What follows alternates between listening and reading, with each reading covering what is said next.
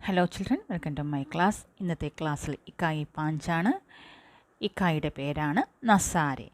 ചാപ്റ്ററിൻ്റെ പേരാണ് Prem K Ziva our കുച്ച് നഹി. ഈ ചാപ്റ്ററിൻ്റെ ലേഖിക ജസീന്ത കെർക്കേട്ട. ജസീന്ത കെർക്കേട്ടയുടെ ഡയറിയാണ് നിങ്ങൾക്ക് പഠിക്കാനുള്ള പ്രേം കെ സിവ ഔർ കുച്ച് നഹിയും. ഡയറിക്ക് ഒരു ഡേറ്റ് കൊടുക്കേണ്ടി വരും. 27 ജൂൺ 2022 സോമവാർ, റാഞ്ചി झारखंड. അത് പ്ലേസ് ആണ്. റിംസ് ഝാർഖണ്ഡ് का सबसे बड़ा സർക്കാരി अस्पताल है. റിംസ് എന്ന് പറയുന്നത് ഝാർഖണ്ഡിലെ ഏറ്റവും അറിയപ്പെട്ട ഒരു ഗവൺമെൻറ് ഹോസ്പിറ്റലാണ്. ഇവിടെ ലേഖിക തൻ്റെ അനുഭവമാണ് ഈ ചാപ്റ്ററിൽ കൂടി പങ്കുവയ്ക്കുന്നത്. इस अस्पताल में एक റിപ്പോർട്ട് लेने में कतार में खड़ी थी. ഈ ഹോസ്പിറ്റലിൽ ഒരു റിപ്പോർട്ട് വാങ്ങുന്നതിന് വേണ്ടി ഞാൻ ലൈനിൽ നിൽക്കുകയായിരുന്നു. കതാർ എന്ന് വെച്ചാൽ ലൈൻ, വരി. മേരെ ആകെ ഏക വ്യക്തി ഖടാത്ത. എൻ്റെ മുന്നിൽ വേറൊരു വ്യക്തി ഉണ്ടായിരുന്നു. ഉസേ ഭി കോയി റിപ്പോർട്ട് ലേനി തീ. അയാൾക്കും എന്തോ റിപ്പോർട്ട് മേടിക്കാനാണ് അയാൾ വന്നു നിന്നത്. പൈസ ജമാ കർത്തേ വക്ത് ഉസ്കെ പാസ് 20 रुपये കം പട് രഹേ ഥേ. പൈസ കൗണ്ടറിൽ അടയ്ക്കുന്ന സമയത്ത് അയാളുടെ കയ്യിൽ 20 രൂപ കുറഞ്ഞു പോയി. പരേഷാൻ ഇതർ ഉദർ താക്ക് രഹാത്ത. അയാൾ വളരെ വിഷമിച്ച് അങ്ങോട്ടും ഇങ്ങോട്ടും നോക്കുകയായിരുന്നു. Bar bar ജേബ് may Haat ഡാൽത്താത്ത. ഇടയ്ക്കിടയ്ക്ക് പോക്കറ്റിൽ കൈയിട്ട് നോക്കുന്നുണ്ടായിരുന്നു. പീച്ചെ വാലെ ലോക് ജൽദി കരോ ചില്ലാ രഹേ ഥേ. പുറകെ ലൈനിൽ നിൽക്കുന്നവർ ഉറക്കെ വിളിക്കാൻ തുടങ്ങി, വേഗം ചെയ്യൂ, വേഗം ചെയ്യൂ. വഹ് ഇധർ ഉധർ ഫോൺ ലഗാനെ ലഗാ. 20 रुपया नहीं मिल रहा. लाइन में खड़ा हूँ लेकिन जल्दी आइए, वो किसी से फ़ोन पर कह रहा था. 20 രൂപ കിട്ടുന്നതിന് വേണ്ടി അദ്ദേഹം ഫോണിൽ ആരെയൊക്കെയോ വിളിക്കുകയാണ്. പെട്ടെന്ന് വരൂ, ഞാൻ ലൈനിൽ നിൽക്കുകയാണ് എന്നൊക്കെ അദ്ദേഹം ഫോണിൽ പറയുന്നുണ്ട്. തബി മേനെ 20 रुपये നിക്കാൽ കർ ഉസ്കി ഓർ ബൈഠാ ദിയ. ഞാൻ ആ സമയത്ത് 20 രൂപ എടുത്ത് അയാൾക്ക് കൊടുത്തു. ഉസ്നെ രാഹത്ത് കി സാസ്ലി. ഞാനൊരു 20 രൂപ കൊടുത്തപ്പോൾ അത് അദ്ദേഹത്തിന് വളരെയധികം ആശ്വാസമായി. मैंने देखा आदमी छोटी सी मदद के लिए आसपास खड़े इंसानों की तरफ नहीं देख सकता.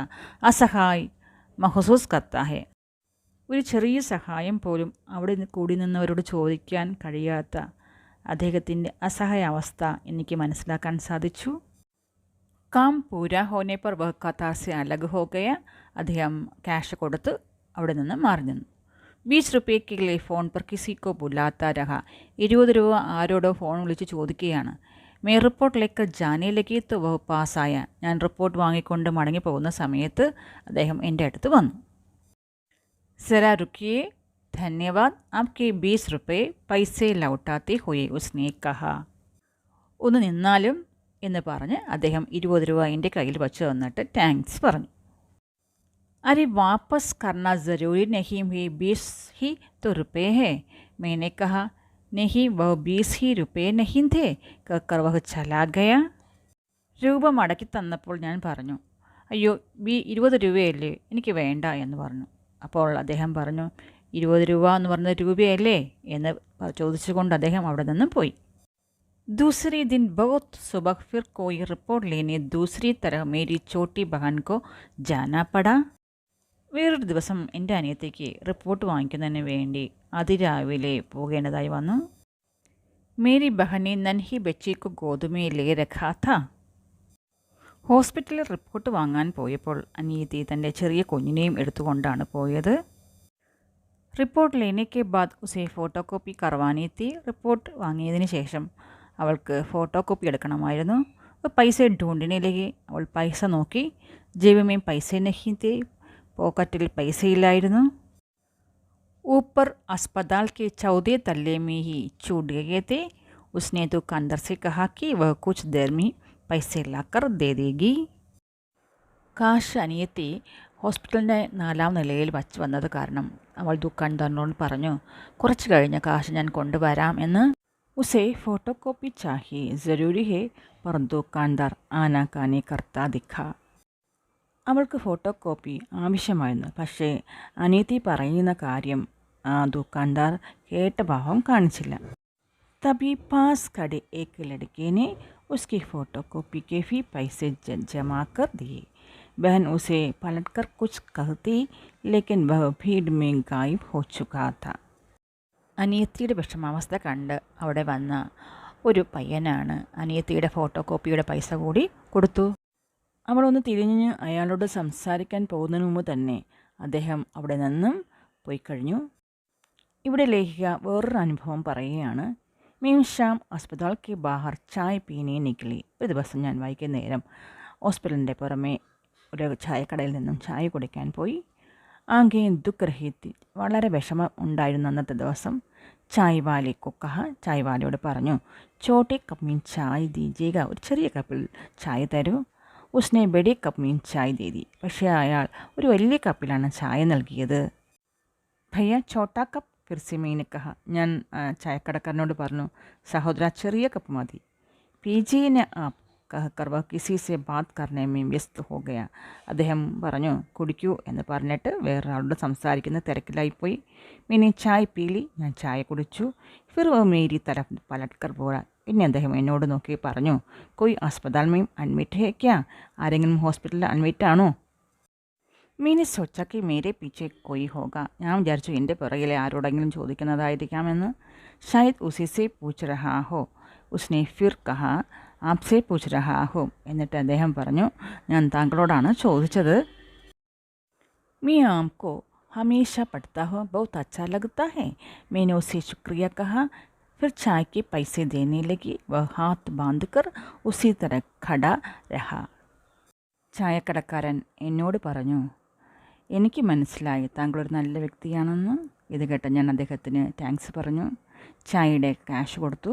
പക്ഷെ അദ്ദേഹം ചായയുടെ കാശ് വാങ്ങിയില്ല. ബഹുത്ത് ജിദ് കർണിക്കെ ബാദ് ഭി ഉസ്കെ ബാന്ധെ ഹാത്ത് ഖുലേ നഹി ഹുയി. ഞാൻ ഒത്തിരി പ്രാവശ്യം നിർബന്ധിച്ചു ചായയുടെ കാശ് വാങ്ങാൻ, പക്ഷെ അദ്ദേഹം ചായയുടെ കാശ് വാങ്ങിയില്ല. മീനെ ചായക്ക് ലിയെ ഉസേ ശുക്രിയ കഹ, ഞാൻ അദ്ദേഹത്തിനോട് നന്ദി പറഞ്ഞു ചായ തന്നതിന്. और अस्पताल के भीतर चले गए. എന്നിട്ട് ഞാൻ ഹോസ്പിറ്റലിലേക്ക് പോയി. देखा अस्पताल के भीतर और बाहर अपनी अपनी अलग दुनिया है. എനിക്ക് മനസ്സിലായി ഹോസ്പിറ്റലിൻ്റെ അകത്തും പുറത്തും ഒരു വ്യത്യസ്തമായ ഡിഫറെൻറ്റ് ലോകമാണെന്ന്. अभाव, बीमारी, गरीबी, दुख के बीच भी साधारण लोगों ने अपने जीवन में थोड़ा थोड़ा प्रेम, थोड़ी थोड़ी आत्मीयता और मनुष्यता बचा कर रखी है. സുഖവും ദുഃഖവും നിറഞ്ഞതാണ് ജീവിതം. സാധാരണക്കാരുടെ ജീവിതത്തിൽ കുറവുകളും അസുഖങ്ങളും ദാരിദ്ര്യവും ദുഃഖവും എല്ലാം ഉണ്ടാവും. ഈ വിഷമാവസ്ഥയിലും ആ മനുഷ്യർക്ക് അവരുടെ ഇടയിൽ അവരുടെ മനസ്സിൽ സ്നേഹവും ഒരു ആത്മബന്ധവും മനുഷ്യത്വവും അവരുടെ മനസ്സിൽ ഇന്നും ഉണ്ട്. उन्हें देखते हुए सोचती हूँ कि धरती में प्रेम सबसे ताकतवर मूल्य है. അവരിൽ നിന്നൊക്കെ എനിക്ക് മനസ്സിലാക്കാൻ സാധിച്ചത് ഈ ഭൂമിയിൽ ഏറ്റവും ശക്തിയുള്ളത് പവർഫുള്ളായത് സ്നേഹം തന്നെ. यही इंसान के भीतर समर्पण ला सकता है और यही अतिरिक्त पाने के लालच उसके लिए एक दूसरे पर हमले और हिंसा सबको खत्म कर सकता है. इस धरती को प्रेम के सिवा और कुछ नहीं बचा सकता. ഇന്ന് നമ്മുടെ സമൂഹത്തിൽ നടക്കുന്ന സംഭവങ്ങൾ തന്നെ ഇതിന് ഉദാഹരണങ്ങളാണ്. പണത്തിന് വേണ്ടി എന്തും ചെയ്യാൻ മടിക്കുന്ന മനുഷ്യരുണ്ട് നമ്മുടെ നാട്ടിൽ.